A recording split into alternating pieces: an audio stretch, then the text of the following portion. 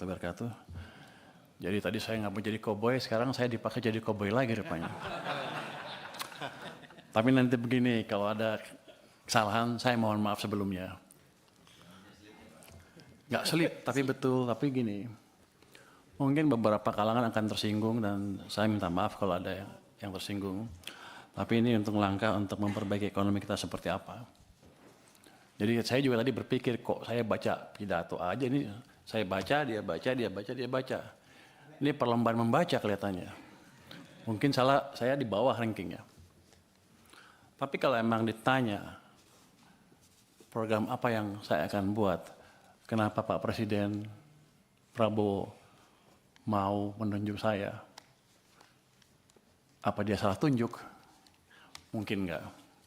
Jadi begini, saya ekonom sudah cukup lama. Tahun 2000 jadi ekonom, pulang sekolah, langsung kerja di financial sector. Kemudian 2002 langsung membantu tim think tanknya Pak SBY di Brighton Institute. Sering memberi masukan. 2010 staf khususnya Pak Hatta Rajasa. 2015 masuk ke KSP, membantu Pak Lut. Dan memberi masukan ke Pak Jokowi juga ketika sedang susah.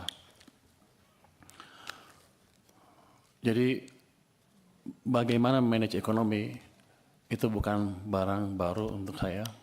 Ini jangan bilang sombong ya. Tapi kan Anda mesti tahu, nanti saya harus meyakinkan bapak-bapak kan. Jadi saya berangkat belajar sebelum krisis 95. Tujuannya saya pikir oke, mungkin saya bisa membantu ekonomi. Tapi sebelum sekolah selesai 1998 krisis, pulang negara udah berantakan pada waktu itu ya. 2000 pertumbuhan mendekati 0, 2001 rendah kan.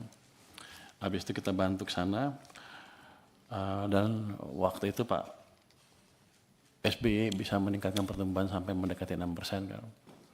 Terus diganti Pak Jokowi. Pak Jokowi pertumbuhannya sedikit di bawah 5% on average. Jadi saya pelajarin dari krisis 1998 salah kita di mana. Kenapa ketika 97-98 negara yang mulai diserang adalah Thailand, Korea dan lain-lain, kenapa yang paling terpuruk kita? Jadi saya pelajari betul apa yang terjadi waktu itu dan bagaimana cara mengatasi krisis kalau terjadi lagi. Jadi ini boleh teori sedikit mas ya, izin. Silakan Pak, Bapak mau ngomong apa saya kasih kebebasan. Okay. Di buku moneter itu ada pemenang Nobel yang bilang bahwa dia mempelajari krisis tahun 1930 di Amerika. Dia bilang waktu itu krisis, mereka debat bunga di nolin kok masih krisis. Rupanya pada waktu itu walaupun suku bunga rendah, 0, tapi uang, vitamin yang di sistem perekonomian itu negatif. Jadi ekonominya dicekek. Itu sebetulnya yang melandasi teori utama kebijakan moneter. Jadi kalau Anda mau lihat kebijakan moneter, ketat apa longgar, jangan hanya dilihat dari suku bunga. Dia bilang begitu.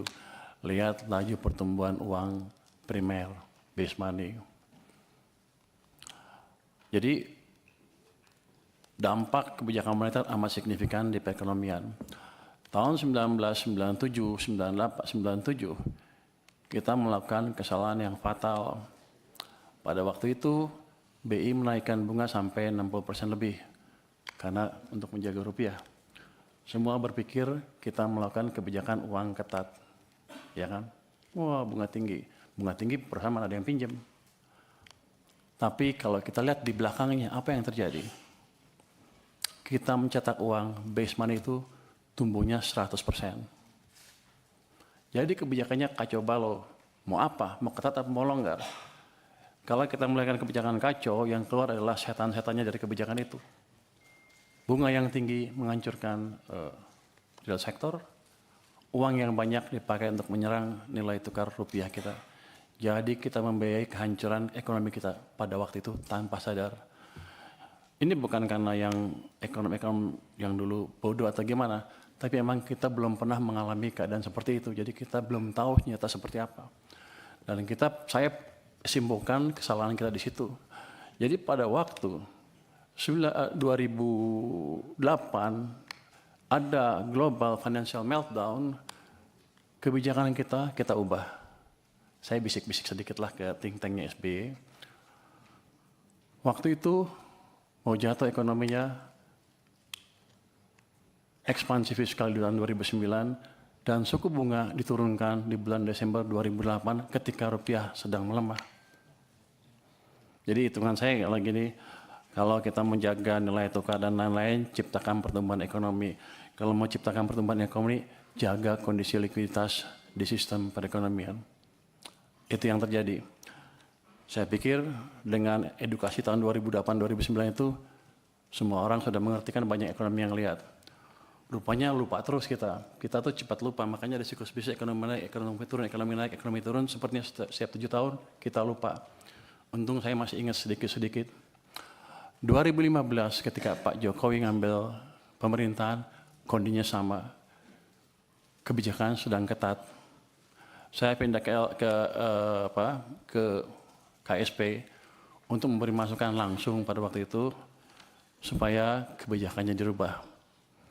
Dan itu kebijakannya dirubah dan kita selamat. Itu jadi pembalikan ekonomi Indonesia bukan terjadi otomatis. Semua karena intervensi kebijakan. Kebetulan Pak Jokowi cukup cepat mengambil langkah. 2020-2021 sama. Pada waktu COVID, semua nyalahin COVID akan menghancurkan ekonomi Indonesia katanya. Bank-bank mulai hampir berguguran. Saya waktu sedang di maritim, asik mancing lah. Saya pikir ngapain mikirin ekonomi lagi, udah pada jago di perekonomian kan. Tapi setelah kita lihat, base money pertumbuhannya berapa di situ? Di bulan Maret 2000, pertumbuhannya minus 15,3%. Minus, artinya ekonomi sedang dicekek padahal bunganya diturunkan. Ini salah kebijakan kita lagi. Jadi ekonominya turun, hampir hancur. Saya dipanggil ke istana, gimana? Ya udah Pak, dibalikin lagi aja. Gimana caranya? Ya udah, BI suruh kurangin penyerapannya ke sistem. Siapa lagi? Tambah uang ke sistem dari sisi fiskal juga Pak. Gimana caranya? Bapak punya uang kebanyakan di bank sentral, waktu itu ada 500 triliun, 529 triliun, balikin ke sistem. Di bulan Maret Mei 2021, dipindahkan uang sebesar 300 triliun dari BI ke sistem perbankan. Laju pertumbuhan uang naik lagi dari minus ke double digit 11, terus dijaga oleh bank sentral juga di atas 20%. Itu yang menyelamatkan ekonomi kita. Nah, saya pikir juga dengan pelajaran sepanjang itu kan, ya udah jago semua lah, ya udah kita santai aja. Gara-gara itu saya ngebantu sektor finansial pada waktu itu, saya dilempar ke LPS dengan tugas jaga stabilitas di sana. Saya hanya bisa jaga stabilitas. Kita selalu pro pertumbuhannya. Jadi ketika even bank sentral naikin bunga, LPS naiknya lambat sekali untuk menjaga supaya ekonominya nggak tumbuh terlalu lambat. Tapi kan instrumennya saya bilang tadi, bunga hanya salah satu. Uangnya seperti apa? Nah, rupanya sejak bulan 2023 bulan pertengahan itu, uang diserap secara bertahap terus ke bawah sampai pertumbuhannya 0 menjelang second half 2024. Jadi itu yang Anda rasakan di ekonomi, melambat dengan signifikan. Real sektor susah, semuanya susah. Maksudnya keluar tagline Indonesia apa? Gelap, Indonesia apa? Kita semua menunjuk ke ini gara-gara global. Padahal ada kebijakan dalam negeri yang salah juga, yang utamanya mengganggu kita karena 90% perekonomian kita didrive oleh domestic demand. Masuki 2025 Januari, Februari, Maret, April membaik semuanya tiba-tiba. Saya pikir udah insaf nih. Pertumbuhan uang sempat mencapai 7% di bulan April. Makanya ketika saya rasakan di bulan April saya bilang kita sudah keluar dari krisis, Indonesia akan cerah. Yang saya nggak tahu, Mei jatuh lagi, Juni jatuh, Juli jatuh, Agustus jatuh ke 0%. Jadi periode perlambatan ekonomi yang 2024 gara-gara uang ketat tadi dipulihkan sedikit, belum pulih penuh, direm lagi ekonominya. Itu dari sisi fiskal dan moneter. BI kita, nggak tahu nih pada marah sama saya nggak habis ini. Nanti tetap traktir ya. Pemerintah karena terlambat membelanjakan anggaran, membelanjakan APBN ya, uangnya kan dari bank sentral. Beliau rajin narik pajak. Gak apa-apa, masuk ke bank sentral. Kalau dibelanjain lagi, nggak apa-apa. Tapi ini kan nggak. Ditaruh sana santai-santai. Kering sistemnya. Bank sentral kita juga sama, katanya saya nanti kan penguasa ya. Katanya punya di KSSK boleh menggayat sedikit kan ya. Jadi saya berani ngomong sedikit sekarang. Dulu saya nggak berani karena saya di LPS, wewenang saya nggak sampai sana. Jadi dua sisi mengetatkan kebijakan kita. Bank naruh uangnya di bank, padahal uang kita banyak. BI menyerah sampai 800 triliun, pemerintah pada satu titik sampai 500 triliun sampai lebih di bank sentral. Sistem kekeringan. Yang Bapak-Bapak rasakan adalah yang kemarin demo itu karena tekanan berkepanjangan di ekonomi karena kesalahan kebijakan fiskal dan moneter sendiri yang sebetulnya kita kuasain. Yang jadi pertanyaan saya kan, di sini Komisi 11 rapatnya dengan Menteri Keuangan berapa ratus hari dalam setahun. Kenapa tidak pernah mempertanyakan itu? Dan sekarang saya datang ke sini tiba-tiba, udah semuanya pertanyaan banyak sekali yang harusnya sudah putus pada waktu itu. Tapi nggak apa-apa. Jadi ke depan yang saya lakukan adalah memperbaiki itu sebelum merubah yang lain-lain. Struktural lain kita bisa rubah, tapi quick win-nya di situ. Saya akan balik kondisi yang memburuk karena langkah kita sendiri. Oh gimana? Ya paling bagus kan percepat belanja anggaran. Oke, belanjanya cepat-cepat. Tapi yang kita tahu, itu nggak semudah membalik tangan.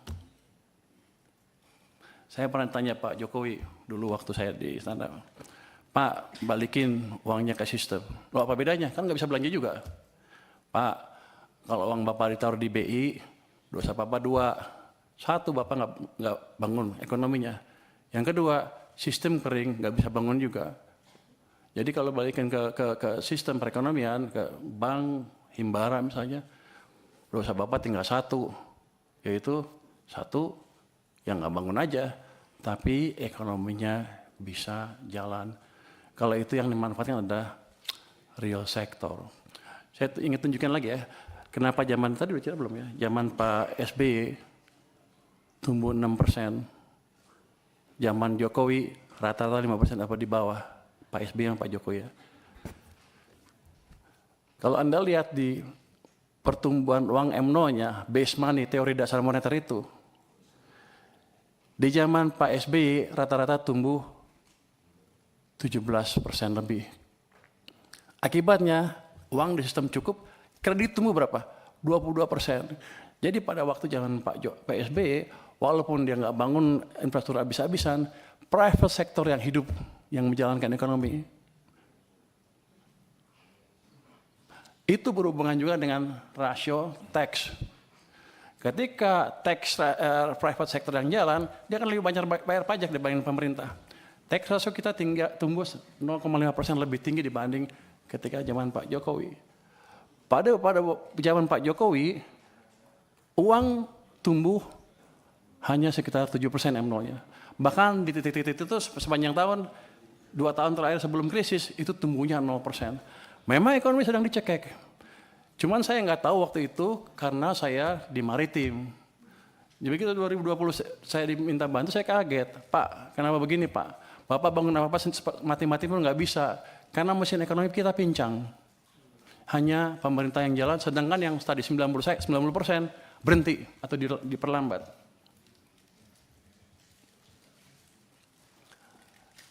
Zaman Pak Prabowo juga bisa sama. Ini sekarang masih baru. Kalau pemerintahnya masih lambat belanjanya dan mencekik perekonomian juga dari sisi lain dan moneternya juga sama, maka akan lebih buruk dibanding yang 2 zaman sebelumnya. Dua mesin mati. Jadi tugas saya di sini adalah menghidupkan kedua mesin tadi, mesin moneter dan mesin fiskal. Nanti saya mohon restu dari parlemen untuk saya menjalankan tugas itu. Langkah pertama sudah kami jalankan. Saya sudah lapor ke Presiden, Pak, saya akan taruh uang ke sistem perekonomian. Berapa? Saya sekarang punya 425 triliun di BI cash, besok saya taruh 200 triliun. Sudah jalan belum? Sudah jalan belum? Sudah jalan? Lagi dijalankan.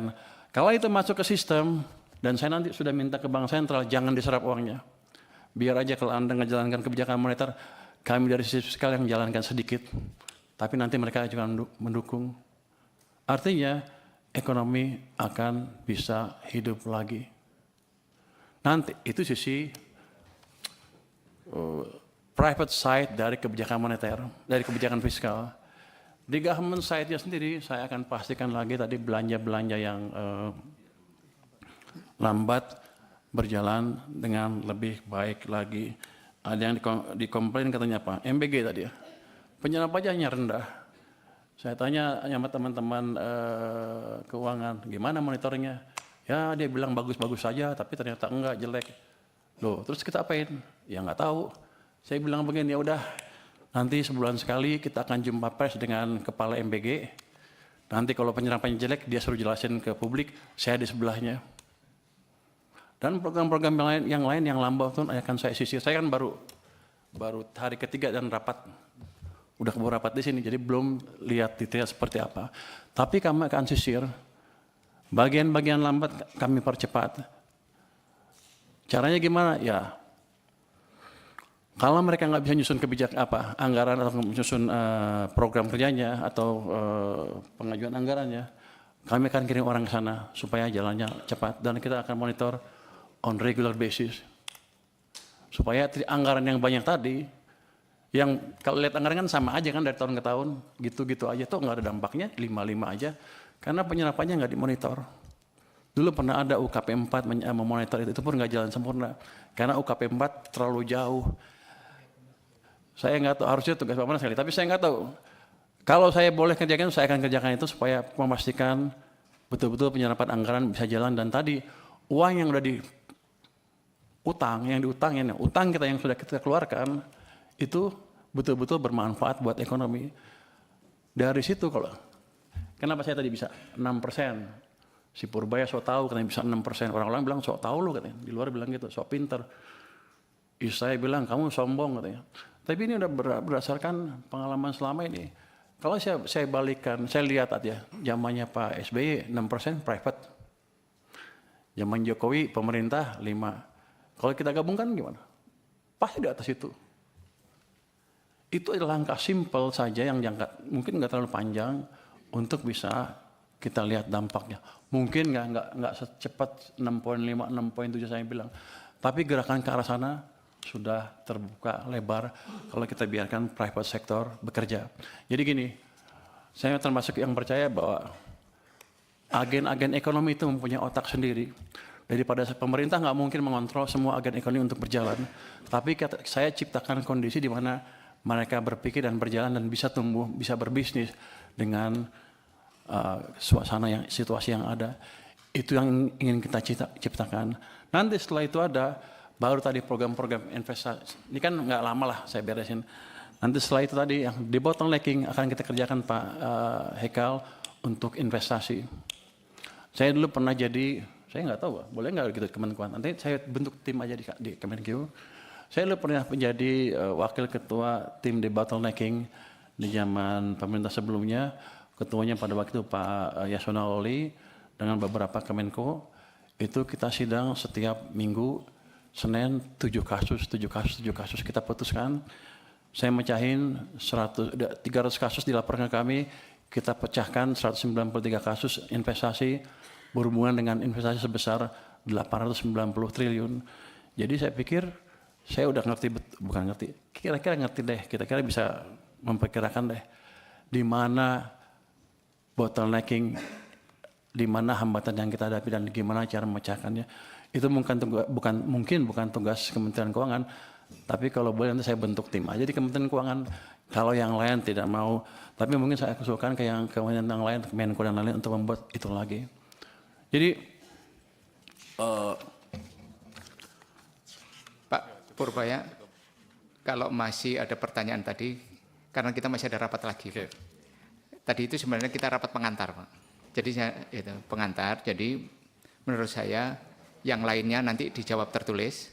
Yeah. Kita akhiri rapat siang hari ini. Ya, nanti dirjen terkait pada saat kita rapat di satker Bapak membahas anggaran. Dijawab oleh satker Bapak. Terus kemudian ada poin-poin penting tadi yang disampaikan oleh Pak Dolvi, saya ingatkan kepada satker mengenai KPI. Pak Dolvi ini konsisten sejak awal Pak selalu membicarakan soal KPI, tapi KPI itu memang sangat penting Pak. Disitulah kita mengukur kinerja kita. Itu. Jadi tipikal rapat kita itu memang begini Pak Purbaya. Jadi kalau tadi itu kita juga dikritik sama Pak Purbaya ini bahwa rapat kita yang lama selama ini banyak hal-hal yang fundamental, apakah perda ditanyakan apa belum. Nanti mungkin akan terjadi repetisi Pak pertanyaannya. Tapi itu kan bagian dari sebuah the political question. Pertanyaan politik itu bisa dijawab, bisa menjadi policy, atau bisa menjadi yang lain Pak. Tapi saya tidak ingin berpanjang lagi, tapi saya ingin menutup rapat kita hari ini. Kemudian kita rapat lagi besok Pak, untuk penutup ini karena kita membahas RKL. Enggak usah, langsung ditutup. Kita tutup, nanti pertanyaan-pertanyaan yang lain itu dijawab oleh Satker di unit eselon 1. Ketua, siap. Izin 3 menit saja. Ya. Saya begini, karena Pak Purbaya tadi menyampaikan ini di depan publik. Sehingga saya sebagai wakil rakyat juga harus menjawab ini di depan publik. Kalau tidak kan DPR akan mendapatkan sorotan selama ini tidak mengingatkan pemerintah.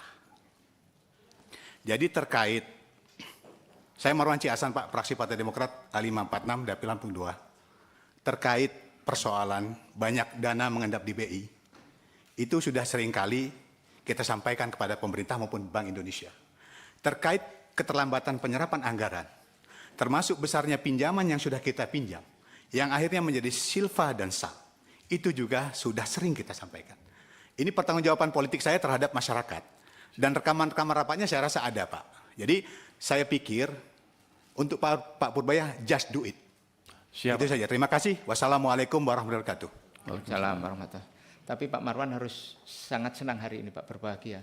Saya tadi itu nungguin Pak Murwayan teriak Pak, hidup Pak SBY gitu Pak. Karena beberapa kali Bapak itu mention pencapaian achievementnya Pak SBY ya. Tapi memang harus kita akui bahwa it is remarkable. Itu loh. Sesuai baju ketua hari ini biru warnanya. It is remarkable Pak. Itu saya yang ahli seperti itu Pak. Jadi Bapak tolong dukung saya untuk mencapai itu semua. Kita hadir di sini Pak, terutama kami Pak. Kalau saya dapat tugas utamanya memang harus bagaimana visi misinya Bapak Presiden itu berjalan dan terwujud. Itu. Yang hadir di sini kita ini kan dalam rangka mewujudkan itu Pak. Siap. Itu. Saya akhiri dengan mengucapkan alhamdulillahirrahmanirrahim. Assalamualaikum warahmatullahi wabarakatuh.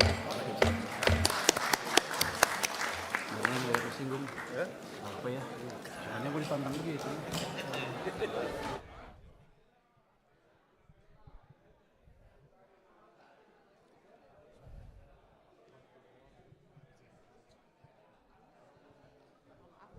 Cek. Ya, cek. Oke. Ya, baik pemirsa TVR Parlemen dalam rapat yang baru saja berlangsung ada beberapa poin pendalaman yang diberikan oleh anggota Komisi 11 DPR RI terkait dengan rapat kerja dengan Menteri Keuangan terbaru, yaitu Komisi 11 DPR RI berharap agar pertumbuhan ekonomi ke depan di bawah kepemimpinan Bapak Menteri yang baru, yaitu Bapak Menteri Keuangan, untuk segera lebih baik lagi dari sebelumnya. Demikian yang dapat kami sampaikan. Saya bersama kru TV yang bertugas mengucapkan terima kasih dan pamit undur diri.